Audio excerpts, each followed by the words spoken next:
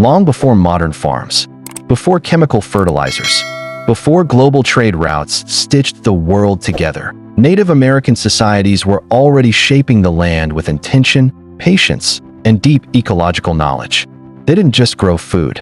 They engineered living systems, designed to last for generations, not seasons. Corn that could survive harsh climates. Potatoes that could be stored through brutal winters.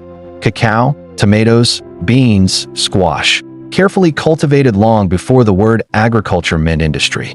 From popcorn to potatoes, from tomatoes to chocolate, foods born on this continent now sit on tables across every corner of the world. They feed billions. They anchor global economies. They define what we call modern cuisine. And yet, the people who created them are rarely credited. Their knowledge was dismissed. Their systems disrupted. Their story pushed to the margins of history.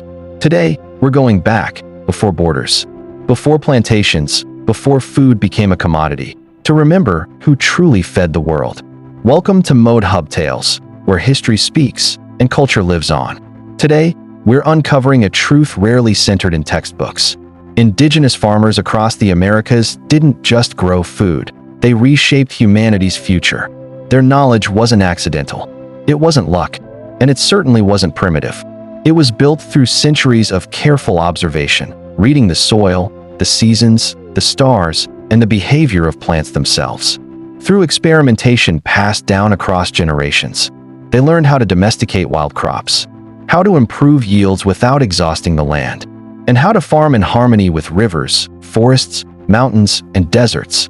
Long before tractors or laboratories, Native American civilizations were practicing selective breeding, soil regeneration, and sustainable farming at a scale the world would later depend on. What we now call modern agriculture stands on foundations laid thousands of years ago by people whose names history too often forgets, but whose food feeds the planet every single day. Chapter 1: Domestication that fed the world.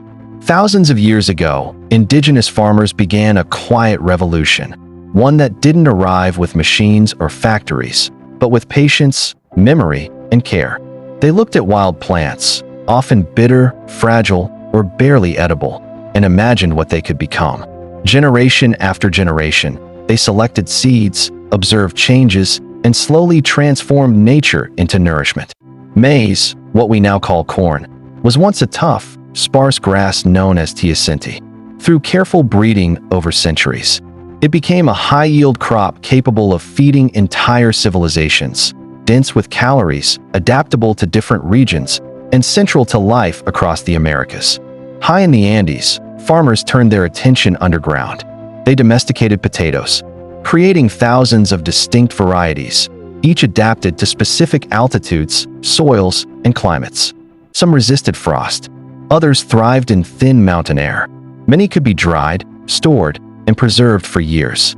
When potatoes later crossed the ocean into Europe, they reshaped history, fueling population growth, supporting urban expansion, and sustaining societies through famine and war. And the list doesn't stop there.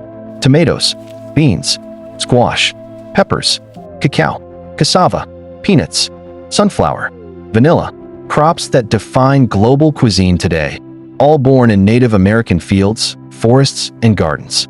Without these innovations, without this knowledge passed hand to hand, seed to seed, much of the modern global diet simply wouldn't exist. What fed the world didn't begin in laboratories. It began with indigenous farmers who understood the land long before borders ever divided it. Chapter 2: The Three Sisters System. But indigenous agriculture wasn't just about what was grown, it was about how it was grown. Across North America, many native nations perfected a farming system so elegant. It looked simple, yet functioned like a living machine. They called it the Three Sisters. Corn grew tall, reaching for the sun, its sturdy stalks acting as natural poles. Beans followed, climbing upward, their roots quietly returning nitrogen to the soil, feeding the earth instead of draining it. And at ground level, squash spread wide, its broad leaves shading the soil, locking in moisture, and suppressing weeds before they could take hold. Each plant did what it was best at. Each protected the others. None competed.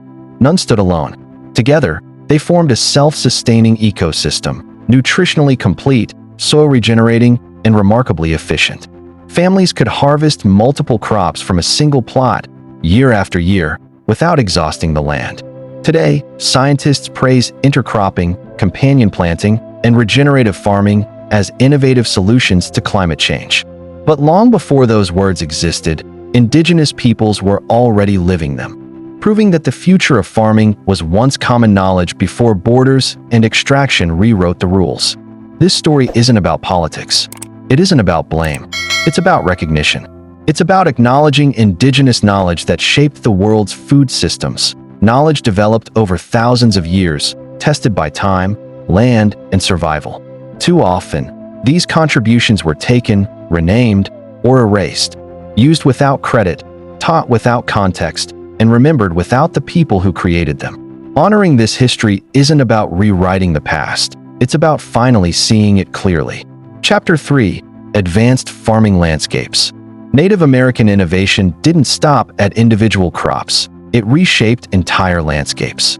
In the Valley of Mexico, the Aztecs engineered chinampas, raised agricultural islands built within shallow lakes. Layered with mud, plant matter, and organic waste, these floating fields stayed permanently fertile, producing multiple harvests every year while recycling nutrients naturally. They were so productive that a dense urban population could thrive without exhausting the land. High in the Andes, farmers looked at steep, unforgiving mountains and saw opportunity.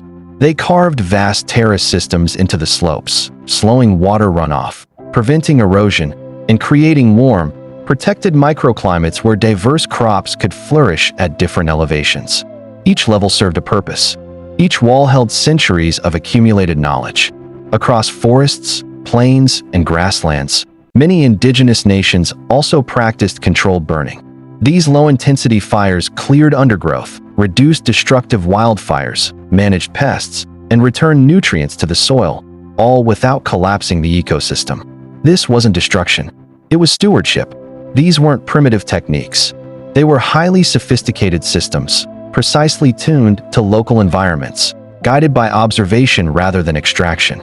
Even today, as modern agriculture struggles with soil depletion, erosion, and climate instability, scientists and land managers are still studying and slowly relearning what indigenous peoples already knew. Chapter 4: Knowledge, not just crops.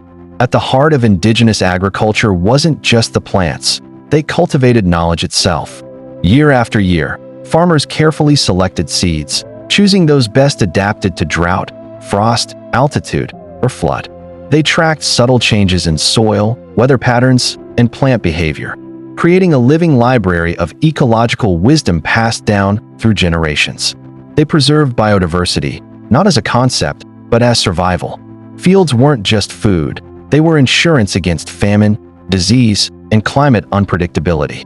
One misstep could be disastrous, but careful stewardship ensured resilience. This knowledge extended far beyond the harvest. It shaped social structures, guided seasonal rituals, and sustained entire communities. Every seed carried a story, a memory, a strategy honed over centuries. In an era of climate change, monoculture, and global food insecurity, this ancient wisdom is not just history, it is a guide. Lessons that helped communities thrive for millennia may now hold answers for the challenges we face today.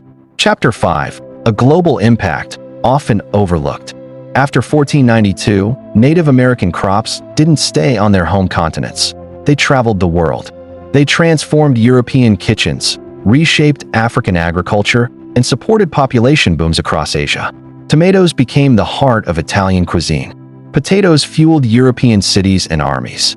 Cacao became a global delicacy. Maize and beans fed communities far from their place of origin. Yet, behind every harvest, every recipe, every thriving field, the indigenous knowledge that made it possible was too often erased. Seeds were taken. Techniques were copied. The farmers themselves, the people who had nurtured these crops for centuries, were forgotten. The world ate the harvest, but forgot the farmers. And so, much of what we consider modern agriculture is built on centuries of wisdom that went uncredited, hidden in plain sight, waiting to be remembered. Closing reflection. Modern agriculture didn't appear out of nowhere. It grew from thousands of years of Native American innovation, smart, sustainable systems designed in harmony with the land, built on observation, experimentation, and respect for the natural world. These were not isolated practices.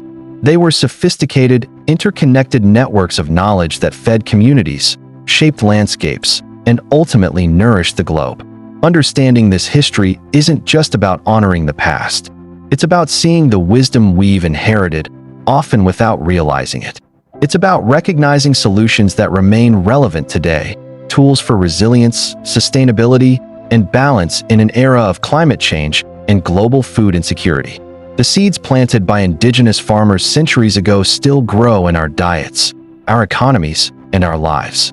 And remembering the people behind those seeds helps us see the world as it once was, before borders, before exploitation, before the world claimed what wasn't theirs. Thanks for watching. Mode Hub Tales brings untold history to life. Subscribe now to uncover more hidden stories that shaped the world.